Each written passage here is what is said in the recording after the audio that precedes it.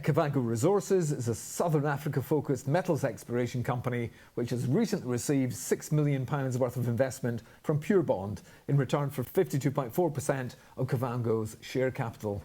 Ben Turney, Kavango CEO, will provide the rationale for the £6 million investment, and he'll explain who the investors behind the Purebond investment vehicle are.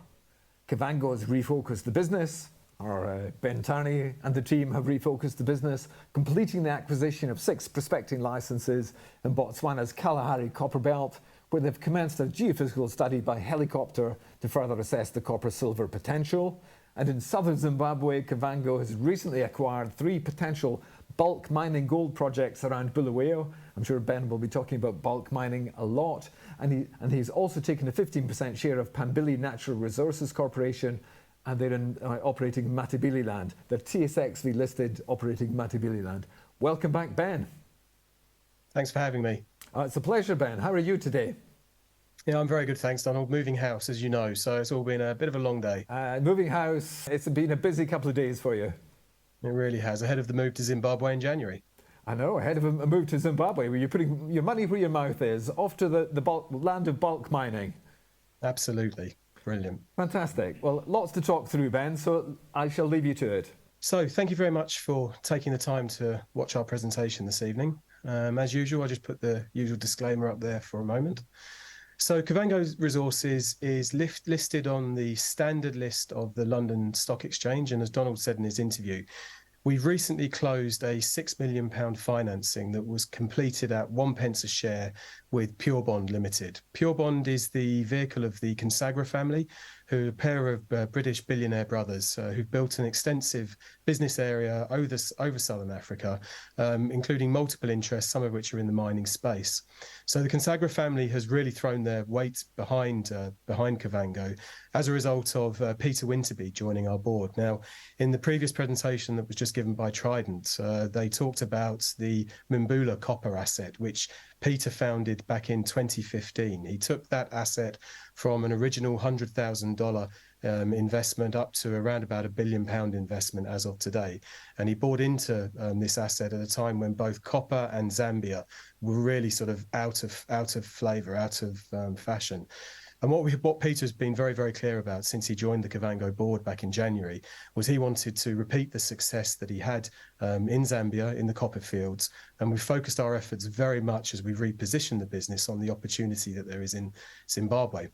So as of today, we currently have 1.3 billion shares in issue, of which 60% are held in private hands. So between the Consagra family and between the board's holding of just under 8%, Peter and I recently bought nearly £600,000 worth of stock together in an open market transaction. Peter bought the lion's share of that, so just over £500,000 worth of stock directly in Kavango. I bought the remaining 50,000 at around about 0.8 pence per share. So far we feel that we've been putting in place all of the building blocks for a very strong foundation for us to grow our business from. But so far we think the market hasn't really picked up on that. Now, our management team remains unchanged over the course of this year. So our chairman is David Smith. He used to be the company's corporate lawyer. And we have a lot of technical talent and skills on our board. So Brett Grist is our COO. Brett has a lot of experience of field exploration in Africa and Western Australia. He's worked in a number of gold fields himself. And we have Jeremy Brett and Hilary Gumbo, who are our 2 geophysicists. They've led most of our strategy, our exploration strategy in Botswana, and are currently leading our efforts on the Kalahari Copper Belt. We also have on our advisory board 2 extremely experienced exploration geologists. We have Steve Smith in Zimbabwe. Steve has spent the last 15 years of his career working in Zim, having previously worked quite a senior level in Anglo-American. He used to be the head of business development in Tanzania before he moved over to Zimbabwe. And there isn't a man alive, I believe, who knows as much about the Matabeleland gold fields and the potential that there is down there than Steve. Meanwhile, over in Botswana, over the last year or so, we've been working very closely with Dave Catterall. Now, one of Dave's crowning achievements in his career was the discovery of the Zone 5 ore deposit in Botswana that's recently been sold for $1.8 billion to MMG, a Chinese firm. So it was in a company called Khoemacau and is now Chinese owned. We've been very fortunate to have Dave work very closely with us, and over the last year, he's really augmented and refashioned our exploration strategy, which most recently culminated in our acquisition of new exploration ground that I'll talk about in a moment. Now, in terms of our project portfolio, we still have most of our ground in Botswana, but our main focus there is in the Kalahari Copper Belt. We've just taken on the new ground, which we believe gives us the controlling interest over an entire geological system that we believe is highly prospective for the style of copper-silver deposits that have been so successful elsewhere on the belt. Meanwhile, in Zimbabwe, we have 3 projects currently, which we've negotiated options on. We took our first project in Zim in June, our second option in July, and by October, we already managed to get a drill rig into the country, and we're currently drilling our third target on the Hillside project, which I'll speak about in a moment. Elsewhere, we have the Kalahari Suture Zone and Detail projects. At the moment, those are taking a bit of a back burner with us. We are still progressing them. They're quite complex, very demanding projects. They're geophysics-led, and we have some plans for bringing those back into life next year once we've executed our other plans in Botswana and Zimbabwe. So I'll begin with Botswana. Botswana really speaks for itself as an investment location for international investors. It's one of the most stable, most friendly environments for investing in the mining sector anywhere in Africa. There have been a number of very successful large-scale discoveries in Botswana and a clear pedigree, a clear track record of successful corporate transactions. I've just mentioned the recent $1.8 billion acquisition of Khoemacau by MMG, but before that, Sandfire Resources, the Australian company that's currently worth about 1.5 billion sterling, they successfully bought assets in the Kalahari Copper Belt from a company called Mod Resources. So as a jurisdiction, Botswana is a fantastic place to work. The greatest challenge, however, is the fact that the country is covered by 70% of Kalahari sands. And what that means is that when exploring, because the sand cover is so thick, that tends to obscure the regional geology, which makes exploration technically really quite demanding. We rely very much on geophysics in this jurisdiction. Now, so far, results haven't gone our way in Botswana, but the skills and the experience and the technology that we've developed have all been successful. What we haven't yet had is the good fortune of a drill strike. But this is where our new strategy in Botswana comes into its own. So as you can now see on this map, Kavango's ground is highlighted by the light blue section towards the southwest of the belt in Botswana. Our ground extends from the town of Hansi over in the east, right up to the Namibian border. Now, this historically has been a very underexplored area of ground in the Kalahari Copper Belt because of the presence of some of these Kalahari sands. There was a feeling or an idea down to some incorrect historic mapping. These are maps going back about 60 years, where the Kalahari sands are estimated to be much thicker than they've actually turned out to be. So where in Botswana most of the attention is focused further to the northeast, where Zone 5 and T3 are, the region's major discoveries, the area that we've been able to secure hasn't actually been so widely explored. And you can see that through the size of the exploration licenses that we have. Each of those licenses that we've either applied for directly ourselves or that we've acquired are full 1,000-kilometre square licenses, and our total land package at the moment is just under 8,000 square kilometres. Now, what we're particularly excited about is the ground that we've just bought from ENRG, which tied our 2 licence blocks together. So previously we had the 4 licenses out by the Namibian border and then the licenses that were grouped around the town of Hansi. The recent acquisition from ENRG has tied the entire land package together. It's given us complete control over an entire prospective geological system. But more important than that, it's also given us 7 years worth of proprietary exploration data, including 5,500 metres of drilling that ENRG completed. Now, ENRG's previous exploration, it wasn't successful. They didn't actually make a discovery, but we believe that there was quite a lot that their team missed when they were working through the project. And one of the things that we've been working on very hard over recent months has been going through ENRG's data, tying it up with ours, and we've been pursuing what Dave Catterall has called a levelling up strategy, where we're currently looking to get a complete data set for the entire geological system that we're now exploring. We've got clear physical signs at surface of that this is a mineralizing system. So we have a number of the indicator elements that are telling us that there is copper beneath this ground. We also have indications from geophysics data, both surveys that we had flown previously and that ENRG had flown, that indicate we've got the right controlling structures that in the region have hosted other mineral deposits. So we're very, very excited about this ground. We're now flying an airborne survey, as Donald mentioned at the start of this presentation, and that airborne survey will provide us, we believe, with the final major data set that we need ahead of drilling to commence in Q1 next year. So our exploration now in Botswana has really been significantly upgraded, and we're looking forward to the results next year. Now, in terms of where we're actually focusing our energies, we have here a slide that shows what we now call the Karakubis block, which includes the 4 licenses that we previously held and the 6 licenses slightly to the east that we've just acquired from ENRG. We're particularly excited about this block. We believe it shows a number or demonstrates a number of the same similarities that were seen elsewhere in the belt in areas that led to discovery. What we're now focusing on is to zone in on the key areas ready for drilling. This is obviously still a very large land package. We've got very large scale targets to go for. So what our job over the coming months now to do is really to pinpoint where we believe we have the highest chance of delivering success with the drill bit. So we're taking our time to work through the gears on this. We're not talking so much publicly about this at the moment. We've very much changed our IR approach over the course of this year. So we're now going to be much more focused on delivering tangible results to the market. And we're looking forward to publishing the AEM survey results at the start of next year. And after that, announcing where we plan to drill.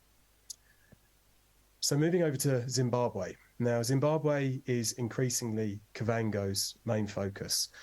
The opportunity in Zimbabwe, we believe, is unmatched anywhere else in the world. This is a country which, let's be honest, isn't for the faint of heart. It's had a lot of trouble over the last 30 years economically. There's been quite a lot of uncertainty about being able to operate in Zimbabwe. And earlier this century, most of the majors all pulled out. Now, notwithstanding that, mining has successfully continued in Zim. And if you do ever get the opportunity to go down there, one of the first things that you'll notice is that what you read in the statistics about Zimbabwe being towards the bottom of the ranking tables in terms of its friendliness for being a mining jurisdiction, that isn't matched by what you actually see on the ground. There's a very surprisingly thriving economy, both in Harare and in Bulaywayo, the town to the south where I intend to move at the start of next year. And this is all being driven by relatively small scale mining, together with some larger scale mining in some of the more prolific areas and some of the, like, for example, the platinum mines. Now, the opportunity in Zimbabwe is really underpinned by the fact that because of a lot of the economic troubles, the credit system in that country doesn't really function at the moment. So there isn't really any form of public markets, and external investment is almost non-existent. So this has created an opportunity for a well-financed external player to come in and really cherry pick some phenomenal projects technically. So one of the great things that Kavango brings to our efforts is, with the backing of Purebond, the 6 million that we've raised this year, and the indication of future support as well from our 52% shareholder, Kavango is now uniquely positioned to take advantage of this opportunity that we see in front of us, where you have 23 Archean greenstone belts that haven't really experienced any modern exploration. So we have a first mover advantage down there. There are some exploration companies who are active in Zim, but they haven't been anywhere near as active as we have. But one thing that is worth considering as well about Zimbabwe, and which points to its successful track record despite its reputation, is if we look at Caledonia Mining. Now, Caledonia Mining, they present sometimes on this webinar, they've paid 40 consecutive dividend payments. So that's 10 years worth of dividends that Caledonia has successfully managed to pay from their blanket mine, which is to the south of Matabeleland. So Caledonia has shown the way. They've shown it is possible to do business in Zimbabwe. It isn't the easiest jurisdiction, we know that. So where we've swapped the jurisdictional risk of Botswana for Zimbabwe, we've recognized that we need to build our business from the ground. So I'm going to be moving down to Zim at the start of next year to lead the business from the front line. But what we've swapped in terms of jurisdictional risk, we swapped the other way for geological risk. because the Matabeleland goldfields, they really are just a phenomenal world-class opportunity. And we believe that there are tens of millions of ounces in large-scale, potentially bulk mineable opportunities that are yet to be discovered. Wherever you go in Matabeleland, you see mining activity, from small-scale artisanal miners to larger-scale dump reprocessing, and there is some other larger actors who are starting to work down there, private money and Chinese money as well. So there is a huge amount of activity in this belt. You have a workforce that is very well educated, is highly motivated, works extremely hard. Because of a lot of the economic troubles, there's been a shortage of regular work. So again, a company like Kavango coming into this space, we're able to offer experienced, well-educated, well-trained professionals the opportunity of regular employment. And that again is a key part of the first mover advantage that we as a business are looking to take. Now, in terms of our plans, we're focusing on the Philabouzy gold belt, greenstone belt, sorry. Now, the reason that we were attracted to Philabouzy in the first place, we were very much guided by Steve Smith and his experience. Now, in the mid-1990s, two academics produced a report on the Philabouzy greenstone belt, highlighting its potential for at least one, possibly three world-class deposits. So a world-class deposit is one that contains 10 million ounces. Now, the nature of exploration in Zimbabwe is it's not like within other jurisdictions where you can apply for exploration licenses. The legal setting is more complicated than that. So what we are focusing on are historic mines that have a number of what are called gold claims that are stitched together in contiguous packages. So what you can see on this map, this essentially provides us with sort of our initial targeting around the Philabouzy greenstone belt. What you can see here are historic mines. There are 139 historic mines that between them produced 1.7 million ounces up until around about the 1960s. But most of this production was in the first half of the 20th century. Now, this area is very, very similar to the Western Australian goldfield belts that experienced the bulk mining boom in the 1980s. In 1982, Zimbabwe produced more gold than Australia, but where Australia's gold scene took off as a result of the new bulk mining methods that were introduced, Zimbabwe started to go through a number of its internal difficulties that meant that the sector and investment in the sector was substantially impaired. Now, the geology, obviously, over that time has remained the same. And what's particularly interesting about the Zimbabwe and the particularly Matabeleland, these goldfields exhibit a lot of the same geological characteristics as we see in Western Australia, which further strengthens our view that this is an area that is just ready, it's primed for a major gold rush. And through our Hillside and Nara projects, which are both located on this greenstone belt, we believe we have an immense opportunity in front of us to exploit. So I'll start with the Hillside project. Hillside if I could interrupt your flow, one more minute, Ben, one more minute. Very, very quickly. So the Hillside project is 44 claims. We are currently drilling at Hillside. We are towards the end of our third hole. We plan to release assay results of that in the new year. We have an option on this project, which we have to execute by the end of January. We believe, at least one bulk mineable target within this project, and we're looking forward to producing the results. I'd like to talk, if we get the chance, about this at the end of the presentation. Please, Donald. Moving over to Nara, we've upgraded significantly our understanding of Nara over the last 3 months. We've done a lot of exploration on the ground. We haven't yet committed to drilling, but where previously we thought we'd be looking at a 500,000 ounce target, we've actually doubled our expectations there now, up to a million ounce target at Nara. We've completed auger drilling of the dump at Nara, which offers the potential for near-term cash flow generation. And we've completed a complete geochem survey of the entire Nara project. So our plan is to drill Nara once we've completed drilling at Hillside, starting in Q1 next year. So there we go, Donald. Thank you. Brilliant, brilliant stuff, Ben, brilliant. So let's go back to the start then. Let's take you back to Purebond. Purebond Limited, the good news is they've got lots of money and they like you. So can you tell us, just put them into context for us and explain, for those who don't know who Purebond are, just exactly who the two gentlemen behind Purebond actually are. So Purebond is the family vehicle of Bulo and Ramesh Consagra. So they're brothers who've over the last 50 years have built an incredibly successful business empire. They have a lot of risk appetite, and they first met Peter Winterby, I think it was 2 or 3 years ago, and they invested into Mashiko, which owns the Mimbula copper asset. So they've been very close associates of Peter over a number of years now, and have had a lot of success through Peter's success at Mashiko. So Peter first introduced us to the Consagras in October last year. They participated in our placing. So when we raised £3 million, they were our cornerstone investor. They took 1.5 million at 1.8p. I first then met the brothers in December through Peter, and we started to talk about further involvement. I think by that point, Peter then joined the company in January, got to understand a lot more about the inner workings of what we'd actually built at Kavango, but also the opportunity that we'd seen in Zimbabwe. Now, I first went to Zimbabwe in August last year, so we hadn't talked about it publicly at that point. So we started to have private discussions internally about sort of what our plans would be in the future. And then when I went to Zim in February last year, and then with March with Peter, we then reported back to Bulo and Ramesh and basically explained to them sort of what our vision was in April that year, in April this year. And I think they liked what they saw. So they felt that, you know, we as a team were backable. They've been immensely supportive. Earlier this year, when the KSZ drill, the Kalahari Suture drill, zone drill, went against us, our share price was trading at about 1.2 pence, and it halved almost overnight. We fell down to about 0.6 of a penny.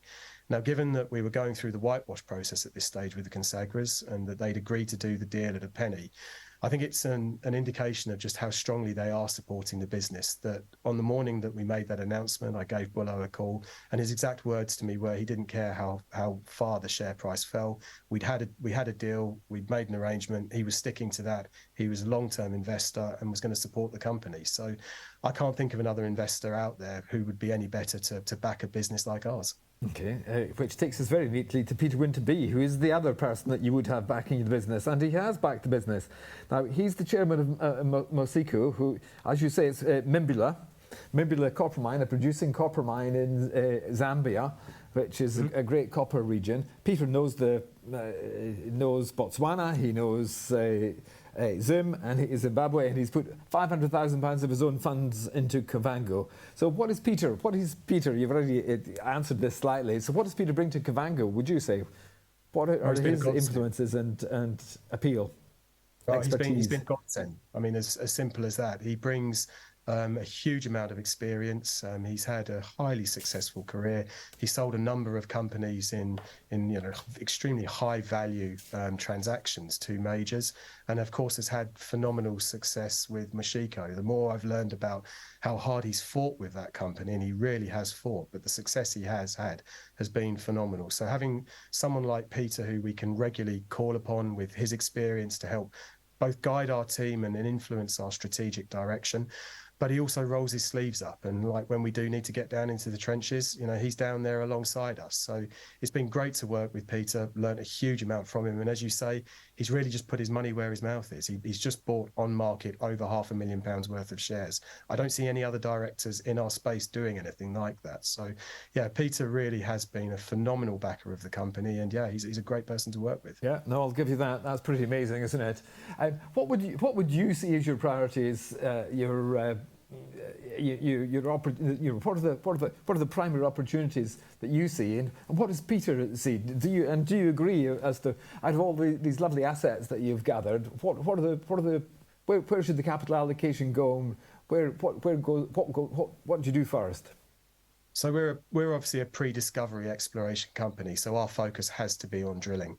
What we needed to improve as a company is our drill targeting. I mean, that's absolutely clear. We drilled a lot of meters before Peter joined the board, but we didn't have any success yet.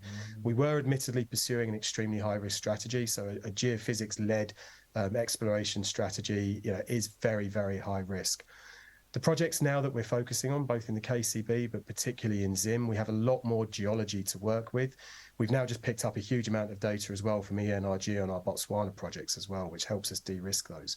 But our focus as a company is on really building on the momentum that we gained previously and looking to drill as much as we can. So we've had the drill rig operational now in Zim since the start of October. We're coming towards the end of our third hole there. We're possibly going to drill a fourth hole. We're thinking about that at the moment on the Hillside project. We'll then immediately move on to drilling Nara. We've got really, really excited about what we've seen so far at Nara. We've just quite significantly upgraded our expectation level on that project. Then once we're complete on Nara, by that point, we should be ready to drill in the KCB. So I'm hoping that we'll be able to, as a company, transition straight from drilling in Zim to drilling in Botswana. And our focus really is on making that initial maiden discovery. Now, we do also have other opportunities that we're looking at for near-term cash flow generation in Zimbabwe. We've just announced our investment into Pambili Natural Resources. That's a first step towards transitioning Kavango towards becoming a mining company. So while our short-term focus is very much on drilling, making that first discovery, we are also putting in place the foundation ready to be able to transition into mining itself. Okay. Are you going to move the drill rig from Hillside to Nara? Yes, we are. So our field camp sits in between the two projects. They are about 20 kilometres apart from each other. So yeah, we'll be taking the drill rig straight from Hillside to Nara at the start of next year. Okay, very exciting. You're planning to relocate to Zimbabwe. So remind us, when does that happen, Ben? And would you say Zimbabwe is a tougher mining jurisdiction to operate in than Botswana? It's definitely a tougher jurisdiction to operate than Botswana, but it also has, a lot of benefits over Botswana as well. So where the sort of the corporate side of things is more difficult in Zim, the lack of a banking system that's really reliable is a particular challenge. What you do have on the ground is you have a lot of very motivated, very hardworking, very intelligent people who really are, they're desperate for regular work. And for us, that means we've been able to build a fantastic team already. I spent 2 months in Zim from August to the end of October, and the team that we've got in place, I have a lot of confidence is going to deliver for us on the ground. So I'm planning on moving there from the start of January to lead the business from the front line, subject to a possible operation I'm going to have on my ankle. Okay, and you see lots of investment potential in Zimbabwe, would you say?